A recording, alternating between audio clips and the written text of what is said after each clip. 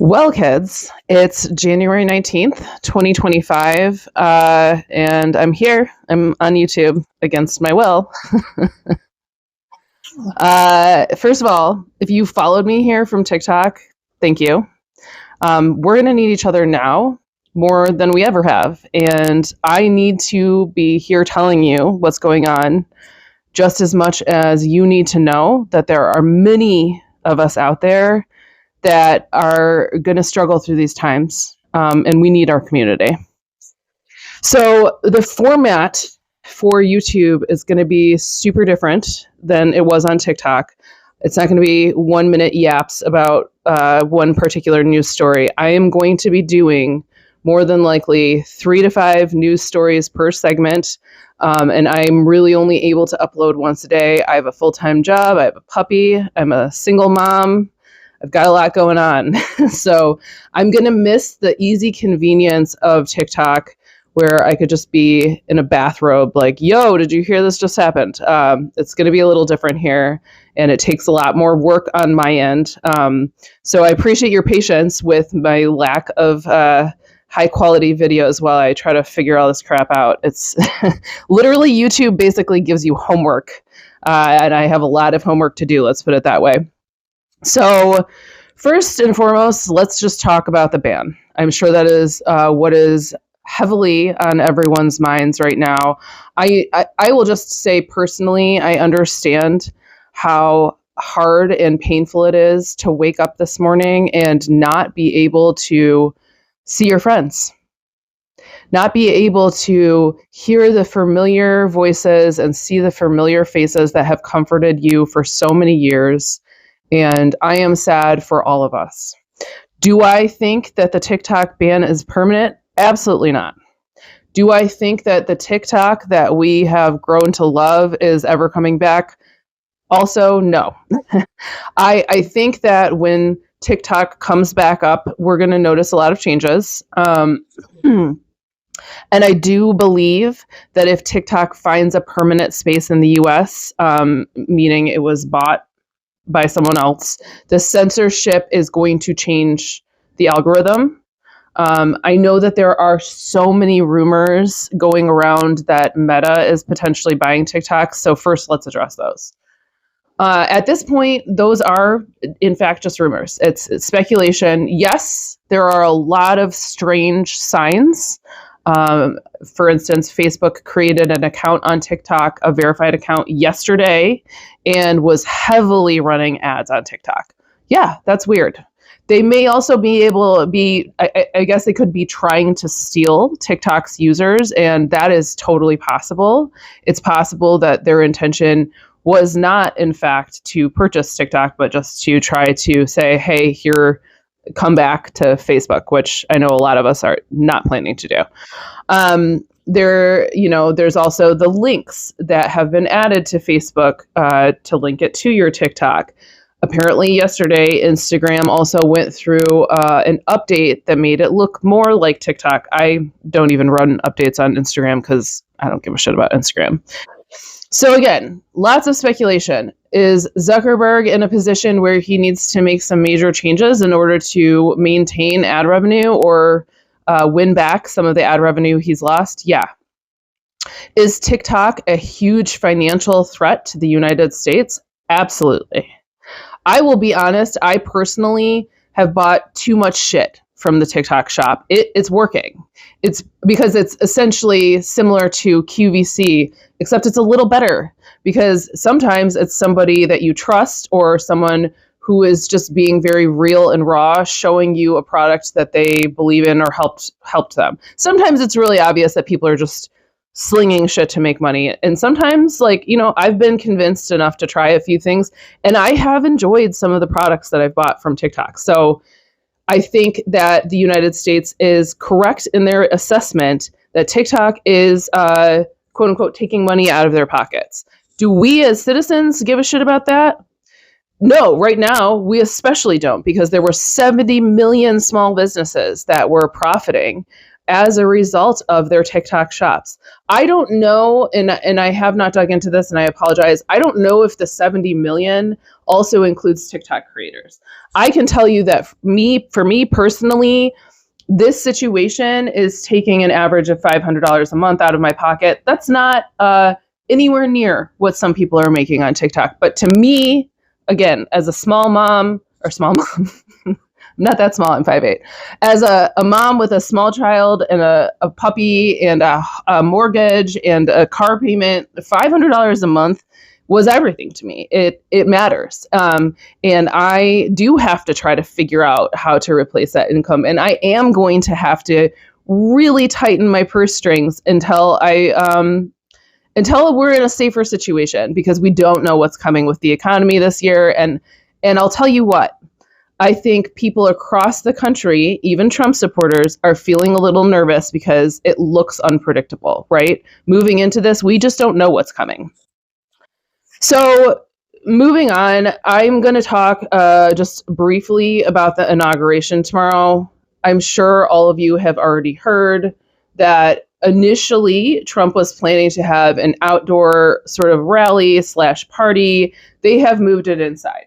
Again, there are a lot of speculative rumors about this, and there's a lot of people that, shall we say, have concerns or are thinking, is there intelligence behind the scenes that knows something crazy is going to happen? I mean, yeah, duh. Like, this is possibly the most charged political environment the United States has ever had. I know we keep saying that. I know, because it keeps getting worse, right? So, yes, is there a risk of something happening? Of course there is. So I don't necessarily know. I know that there's people saying like they know something crazy is going to happen. There's still all kinds of rumors about tomorrow. My gut says it's just going to be a normal inauguration day. I think that we have, as a country, we have military, we have security. I know I've seen them deploying thousands of military personnel for tomorrow. I don't personally think that anything's going to happen in terms of violence towards the incoming president. That being said, I know that there's a lot of protests going on there. If you are protesting, please be careful. This is not the United States that we have lived in up until this point. This is the United States 2.0.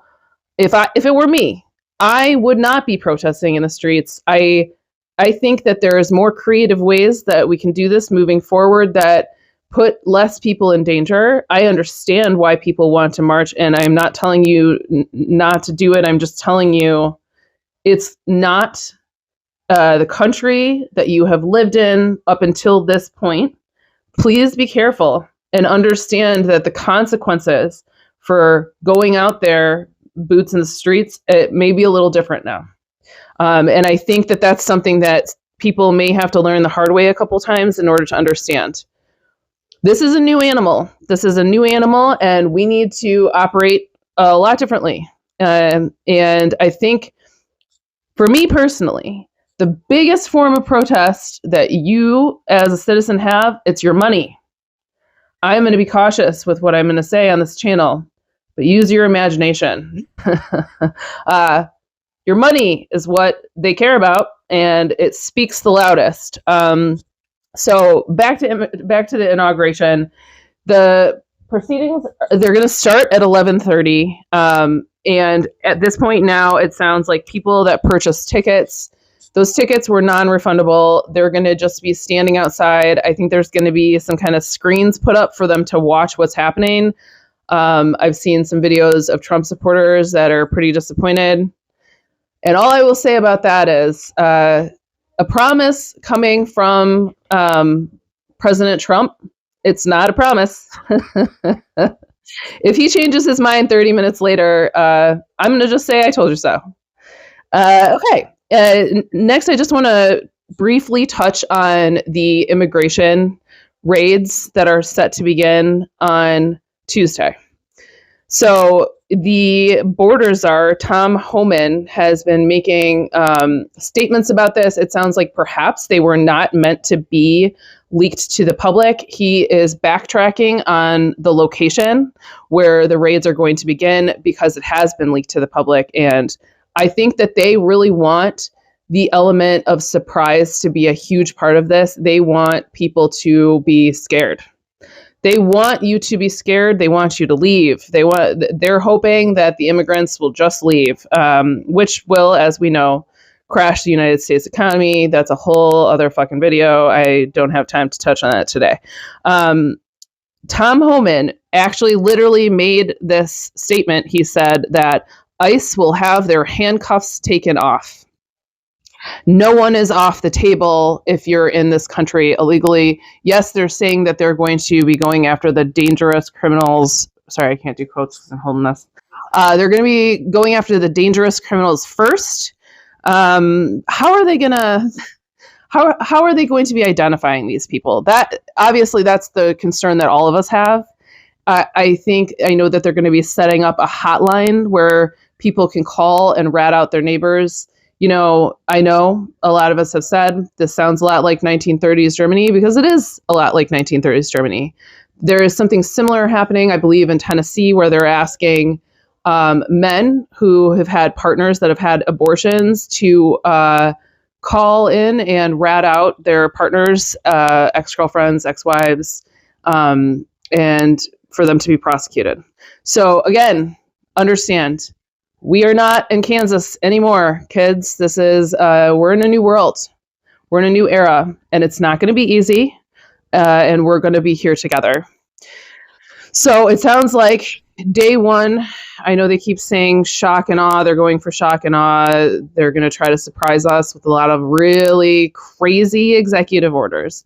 I don't think anything's off the table.